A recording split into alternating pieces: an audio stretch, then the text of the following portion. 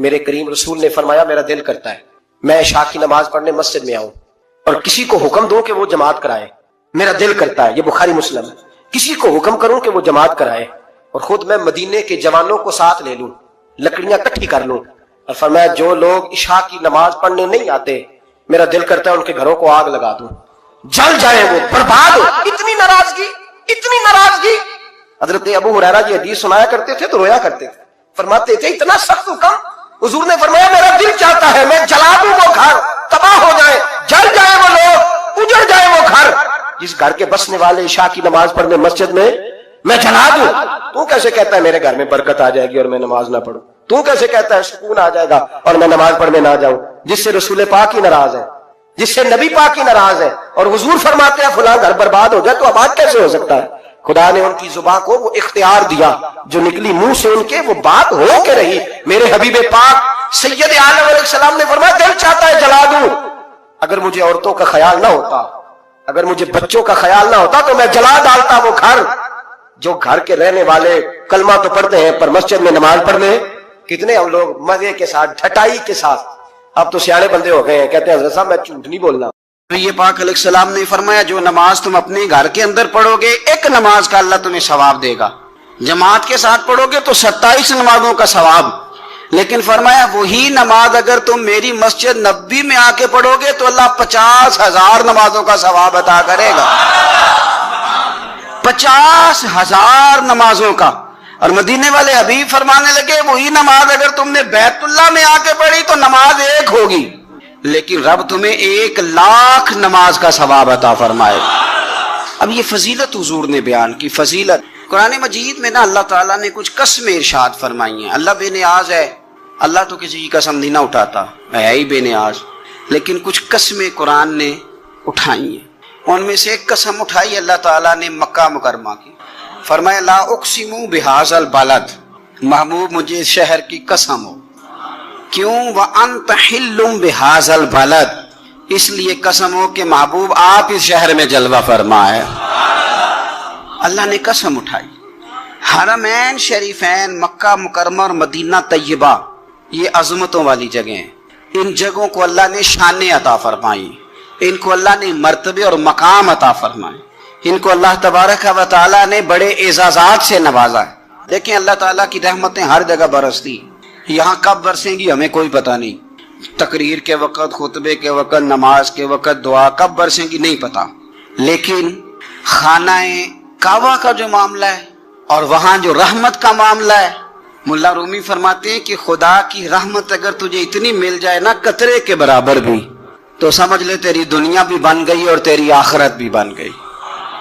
اب میرے نبی پاک علیہ السلام کی حدیث سنیں. حضور فرماتے ہیں روزانہ بیت اللہ شریف پر اللہ کی 120 رحمتوں کا نزول ہوتا ہے.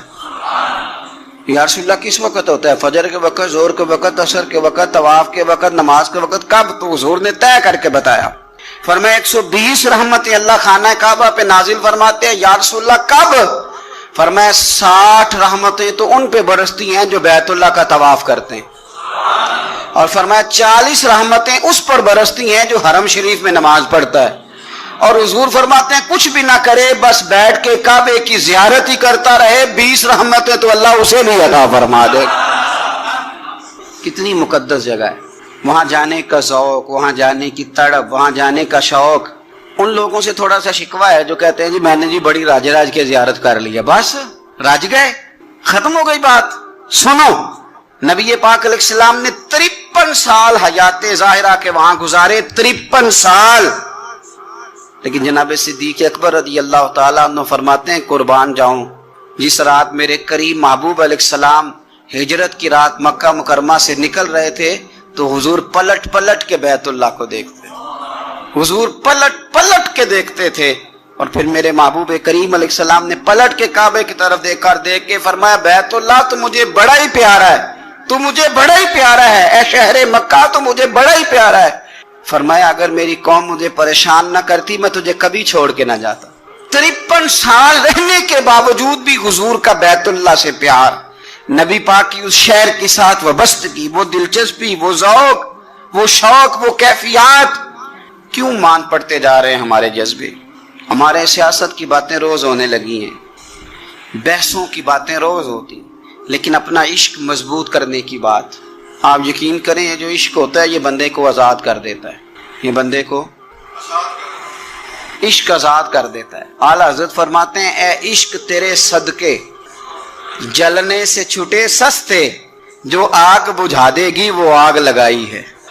اور علامہ اقبال کہنے لگے اقبال سمجھاتے ہیں, وہ کہتے ہیں بجھی عشق کی آگ اندھیر ہے, اب مسلمان نہیں اب خاک کا ڈھیر ہے.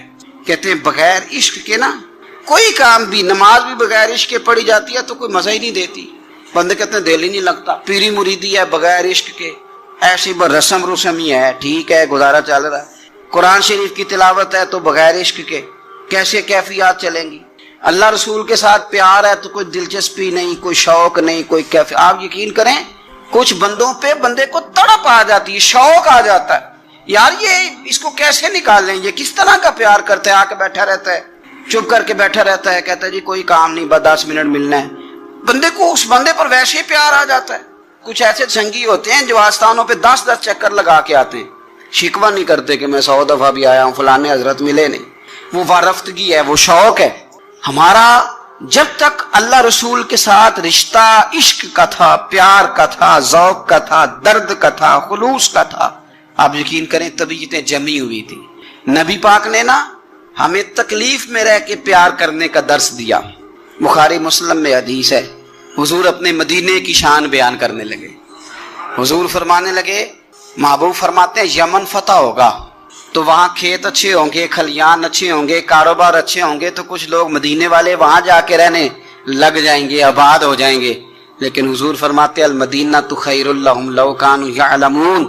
بات کو سمجھنا, فرمایا کہ وہاں کھیت کھلیان اچھے ہیں, ان کا کاروبار وہاں زیادہ چلے گا, لیکن رسول کریم نے فرمایا مدینہ ہی ان کے لیے بہتر تھا, کاش وہ اس بات کو جان لیتے. فرمایا پھر عراق فتح ہوگا تو وہاں بھی کچھ لوگ چلے جائیں گے, کاروبار ان کا اچھا چل جائے گا, وہاں رہنے لگیں گے, لیکن فرمایا المدینہ تو خیر لہم لو کانوا یعلمون. فرمایا مدینہ ہی ان کے لیے بہتر تھا, کاش وہ سمجھ لیتے.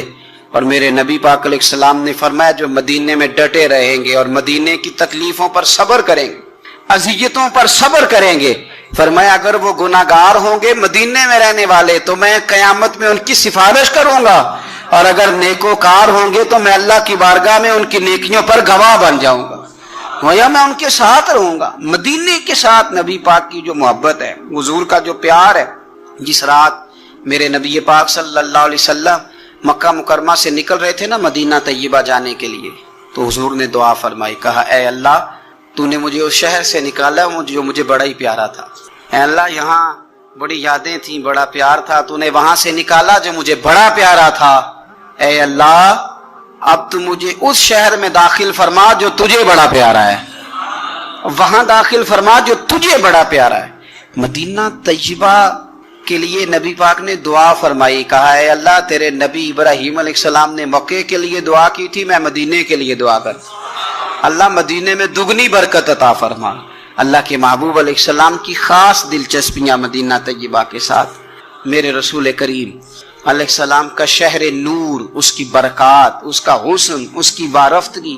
نبی پاک صلی اللہ علیہ وسلم مکہ فتح ہوا تو سیرت نگار کہتے ہیں کہ بعض اہل مدینہ کے دلوں میں خیال آیا کہ شاید حضور کو پیار بڑھا نا مکے سے, شاید اب نبی پاک مکے میں رہنا چاہیں گے. کچھ نے کہہ بھی دیا کہ یا رسول اللہ اگر آپ وہاں رہنا چاہیں تو ہماری طرف سے پابندی کوئی نہیں. تو اللہ کے محبوب کی آنکھوں میں آنسو آئے, فرمایا مجھے مکے سے بڑا پیار ہے, بڑا پیار ہے. اس کی وجہ یہ ہے کہ میری ماں کی یادیں مکے میں, میرے والد کی محبتیں مکے میں. فرمایا بڑا پیار ہے مجھے مکے سے, میں یہاں ختیجہ کو بیاہ کے لایا تھا, یہاں میری بیٹیاں پیدا ہوئی تھیں, یہاں میں نے بڑا کچھ دیکھا, مجھے بڑا پیار ہے. اور ہوتا بھی ہے, جو اپنا علاقہ ہوتا ہے نا, اپنا دیش, حمید شاعر نے کہا تھا دیش سے آنے والے بتا یاران گلستان کیسے ہیں, پیار ہوتا ہے اپنے علاقے سے. تو حضور نے فرمایا مجھے مکہ بڑا ہی پیارا ہے, بڑی محبت ہے, لیکن مدینے والوں اب فیصلہ کر لیا جینا بھی تمہارے ساتھ ہی ہے, اور دنیا سے جانا ہے تو قبر بھی مدینے میں ہی بنے گی. اور حضور فرمانے لگے جب قیامت میں اٹھوں گا تو قبر بھی مدینے سے ہی کھلے گی.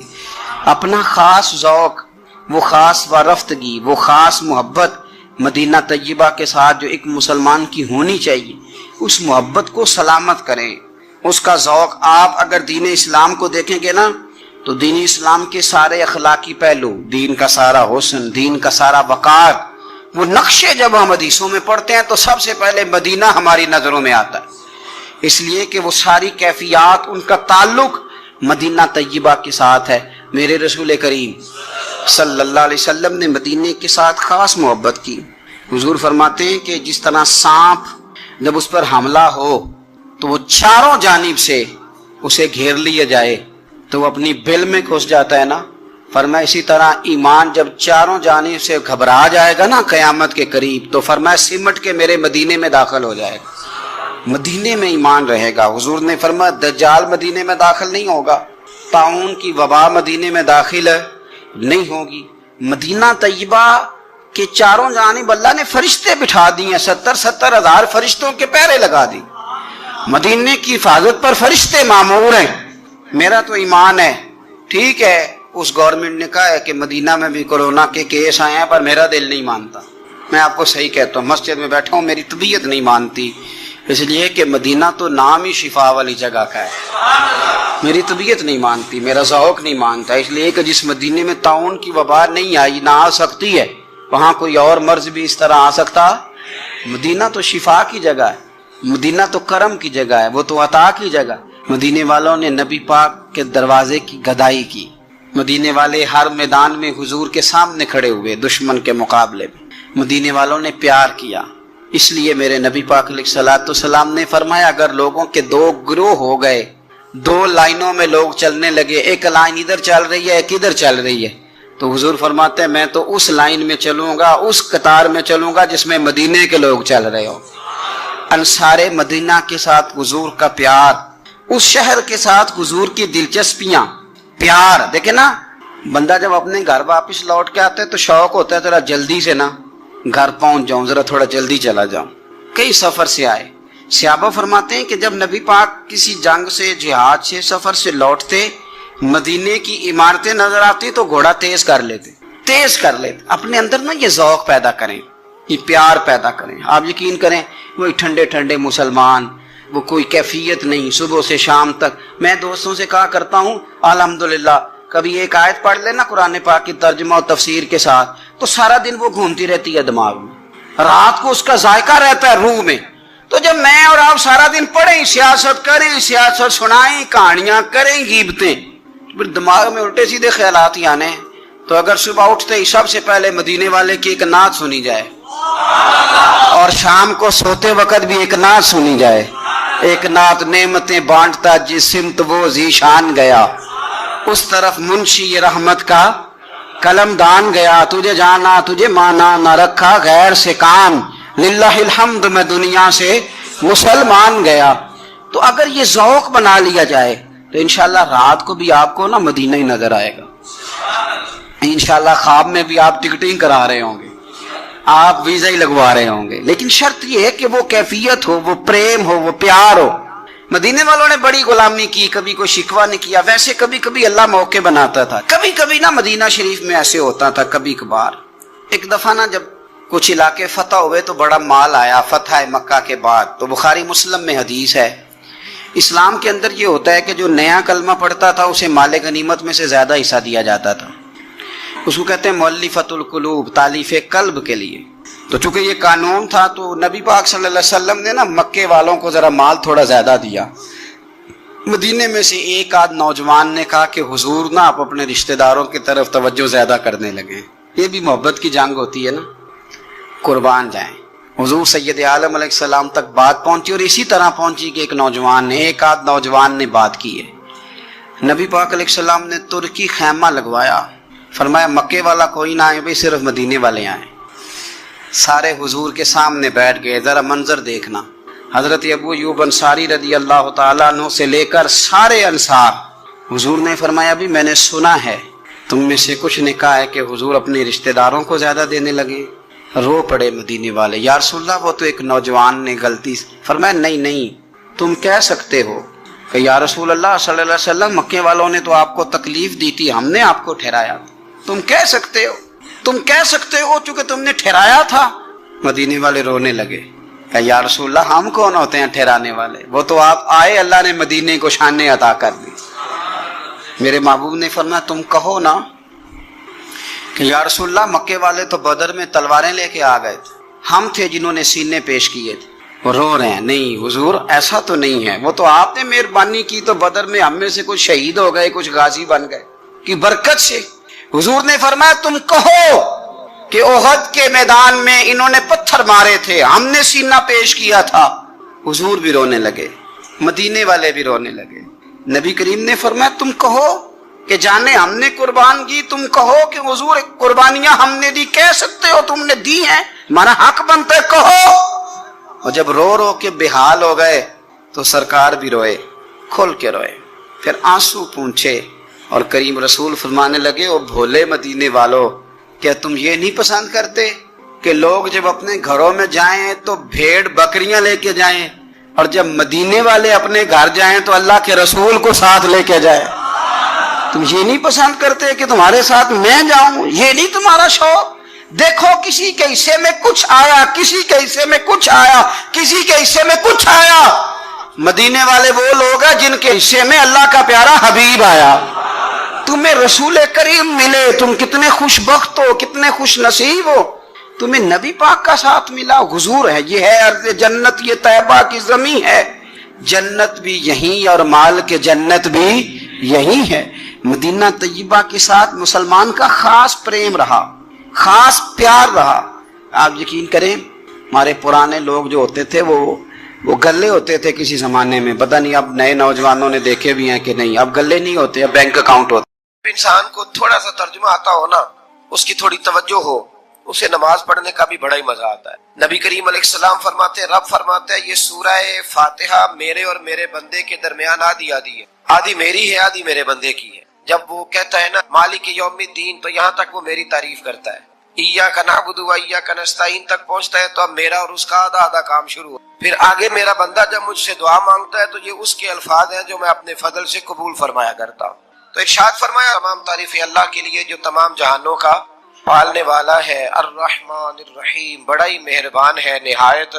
ये रहमान मुबालगे का सीगा है, यानी इतना रहम करने वाला कि जितना कोई और रहम न कर सके, इसलिए अल्लाह ही रहमान हो सकता है, बंदा कोई रहमान नहीं हो सकता। बंदे को रहीम कहा जा सकता है, नबी पाक रहीम है लेकिन रहमान नहीं है, इसलिए किसी भी इंसान का नाम रहमान नहीं हो सकता। किसी दुकान पर बाज़ औक़ात लोग नाम रख लेते हैं रहमान बुक डिपो, तो ये दुरुस्त नहीं है। बंदे का नाम रहमान नहीं हो सकता, अब्दुर रहमान, इसलिए कि ये लफ्ज़ रहमान खुदा के अलावा किसी और के लिए बोलना दुरुस्त नहीं है। फिर इरशाद फरमाया मालिक यौमिद्दीन, अल्लाह मालिक है क़यामत के दिन का। तो या अल्लाह आज के दिन का मालिक भी तो तू ही है, आज जो यकम रमजान मुबारक है तो इस दिन का मालिक भी अल्लाह ही है। तो ये जो खास कर कहा मालिक यौमिद्दीन, इसका माना यह है कि यहाँ कुछ लोग आर्जी तौर भी तो बार चीजों के मालिक है ना, ये जमीन मेरी है, ये घड़ी मेरी है, ये घर मेरा है, ये बच्चे मेरे हैं, आर्जी तौर पर भी तो लोग मालिक हैं। लेकिन कयामत के दिन आर्जी तौर पर भी कोई मालिक नहीं होगा, कयामत में सारी बादशाही फकत मेरे अल्लाह की हो। बल्कि रब करीम फरमाएगा कहाँ है वो लोग जो दुनिया में बादशाह बना करते, किधर? बड़े बड़े कज कुला जो कहते थे कि हम उठते हैं तो लोग उठते हैं, बैठते हैं तो दुनिया बैठ जाती, वो कहाँ है? जब कोई नहीं बोलेगा तो रब फरमाएगा लिल्लाहिल वाहिदिल कहार, आज एक रब वाहिद और कहार की हो। फिर इरशाद फरमाया इय्याका नअबुदु व इय्याका नस्तईन, बेशक हम तेरी ही इबादत करते हैं और तुझी से मदद चाहते हैं। इबादत भी अल्लाह की है और मदद भी, ये जो बंदों के जरिए बाज़-औक़ात मदद होती है तो ये मदद भी अल्लाह की है, ये मदद भी अल्लाह की है। ये किसी बंदे ने माइक बनाया है जिसकी मदद से आप तक आवाज जा रही है, तो उसको अकल किसने दी थी बनाने की? तो फिर मदद किसकी हुई? अल्लाह की। तो दुनिया में कोई भी जो मदद करता है वो अल्लाह के वली करे, नबी करे, पैगंबर करे, तो मदद किसकी है? अल्लाह की। इसलिए कि वो जाती तौर पर कुछ भी नहीं कर सकते, अगर अल्लाह उन्हें तौफीक न दे वो किसी की मदद नहीं कर सकते। तो इय्याका नअबुदु व इय्याका नस्तईन, हम तेरी ही इबादत करते हैं, तुझी से मदद चाहते हैं। इहदिनस सिरातल मुस्तकीम, ऐ अल्लाह हमें सीधा रास्ता दिखा। कौन सा रास्ता सीधा है? कौन सा रास्ता सीधा है? तो अल्लाह ने खुद ही फरमाया ऐसे न भटक जाना, रास्ता सीधा वो है सिरातल लज़ीना अनअमता अलैहिम, उन लोगों का रास्ता सीधा है जिन पर अल्लाह ने इनाम फरमाया है। और वो कौन है? कुरान मजीद ने खुद फरमाया अनअमल्लाहु अलैहिम मिनन नबिय्यीना वस्सिद्दीकीना वश्शुहदाई वस्सालिहीन, वो नबी है, सिद्दीक है, शहीद है और नेक लोग हैं। फरमाया अपनी मर्जी के रास्ते पे चलोगे तो भटक जाओगे। रब की बारगाह में सवाल करना कि वो तुम्हें नबियों के, सिद्दीकों के, शहीदों के और नेक लोगों के रास्ते पे चलाए। गैरिल मग़दूबी अलैहिम वलद्दालीन, न उन लोगों के रास्ते पे चला जिन पर तेरा गजब हुआ और न उनके रास्ते पे चला जिन पर तू नाराज हुआ, जिन्हें तूने गुमराह किया। उन लोगों के रास्ते पे न चला बल्कि उन लोगों के रास्ते पे चला जिन पर तेरा इनाम हुआ। ये जो लोग हैं ना मग़दूबी अलैहिम वलद्दालीन, एक गिरोह यहूदियों का है और एक ईसाइयों का है। कहा जा रहा है या अल्लाह ना यहूदियों के रास्ते पे चला और ना ईसाइयों के रास्ते पे चला, हमें तो अबू बकर सिद्दीक के रास्ते पे चला, हमें तो उमर फारूक के रास्ते पे चला, उस्मान गनी, मौला अली और जनाब अबू हुरैरा के रास्ते पे चला। अब ये सूरह फातिहा का तो मैंने मुकम्मल तर्जुमा अर्ज किया। सूरह बकरा ये कुरान मजीद की सबसे बड़ी सूरह है। एक हदीस इसकी फजीलत पे सुन ले। नबी करीम अलैहिस्सलाम ने फरमाया जिस घर में सूरह बकरा पढ़ी जाए ना, फरमाया जिन क्या वहां से तो शैतान भी भाग जाता। सूरह बकरा घरों में पढ़े, ये सबसे बड़ा तावीज है। अगर घर में जिन्नात हो, कोई आसेब हो, और ये वो वाला तावीज है जो मदीने वाले रसूल ने अता फरमाया है। ये सबसे बड़ी सूरह है। मुफस्सिरीन फरमाते हैं अगर कोई इस्तदलाल की कुव्वत रखता हो तो एक 100 चीज का अल्लाह ने हुक्म दिया, बल्कि इमाम आजम फरमाते हैं 100 थोड़ी है, मेरी नजर से पढ़ो तो 1000 चीजों का हुक्म, 1000 से मना किया है और 1000 किस्म की नसीहतें अल्लाह करीम ने सूरह बकरा के अंदर फरमाई। इस सूरह मुबारका का जो पहला रुकू है ना, उसमें जो सबसे पहली आयत है वो है अलिफ लाम मीम। इनको कहते हैं हुरूफे मुकत्तिआत। पहला लफ्ज ही जब कोई कुरान मजीद का पढ़ता है ना, बहुत बड़ा आलिम फाजिल, बहुत बड़ा मुहद्दिस, तो उसे ये कहना पड़ता है कि मैं नहीं जानता, अल्लाह जानता है या अल्लाह का रसूल जानता है। अलिफ लाम मीम का माना हम नहीं जानते, अल्लाह जाने या अल्लाह का रसूल जाने, या जिसको वो दोनों बता दे वो जानता है, वरना ये अल्लाह और उसके रसूल का राज है। ये आगे इरशाद फरमाया ज़ालिकल किताबु ला रैब फीह, ये वो अजीम किताब है जिसमें शक की कोई गुंजाइश नहीं है। हुदल लिल मुत्तकीन, ये हिदायत है परहेजगारों के लिए। सवाल ये होता था कि या अल्लाह जो मुत्तकी परहेजगार है वो तो पहले ही हिदायत पे है, तो कुरान भी अगर उन्हें ही हिदायत देगा तो फिर जो गुनहगार है उनकी हिदायत कहाँ है। तो इस आया मुकद्दसा का माना मुफस्सिरीन ने ये बयान फरमाया है कि मतलब इसका ये है कि कुरान हिदायत देता सबको है, लेकिन इससे हिदायत हासिल मुत्तकी लोग कर। बारिश बरसती है ना सब जगहों पे, लेकिन अगर किसी ने फर्श कराया हो, टाइलें लगवाई हो, तो वहां फल फूल उग सकते हैं, सब्जा उग सकता है, उसके लिए जमीन का जरखेज होना शर्त है। कुरान मजीद सबको हिदायत देता है, लेकिन कुरान मजीद से हिदायत लेते वो है जिन्हें अल्लाह ने तकवे वाला दिल अता फरमाया, डरने वाला दिल दिया। आगे जो आयात है ना 5, उनमें अल्लाह तबारक व तआला ने मुत्तकी लोगों की फजीलत बयान की है, निशानियां बयान की हैं कि वो कौन होते हैं। उनमें पहला इरशाद फरमाया कि मुत्तकी वो होता है जो गैब पे ईमान ले आता है, इस चक्कर में नहीं पड़ता कि आंखों से देखूंगा तो मानूंगा। और दूसरा फरमाया मुत्तकी वो होता है जो नमाज कायम करता है और अल्लाह के दिए हुए रिस्क से अल्लाह के रास्ते में खर्च करता है। और तीसरा फरमाया मुत्तकी वो होते हैं क्या महबूब जो कुरान हमने आप पे नाजिल किया उस पर भी ईमान लाते हैं, और जो आपसे पहले नाजिल किया गया उस पर भी ईमान लाते हैं, यानी तौरात को, ज़बूर को, इंजील को, इसको भी वो मानते हैं। और फिर अल्लाह करीम ने फरमाया उलाइका अला हुदम मिर रब्बिहिम व उलाइका हुमुल मुफलिहून। ये जो लोग हैं ना गैब पर ईमान लाने वाले, नमाज पढ़ने वाले, ज़कात देने वाले, पिछली किताबों को भी मानने वाले, नबियों को भी मानने वाले और रसूल पाक पर ईमान लाने वाले, फरमाया ये वो लोग हैं जो अल्लाह की तरफ से हिदायत पर हैं, और ये वो लोग हैं जो दुनिया में भी कामयाब हो जाएंगे और आखिरत में भी कामयाब।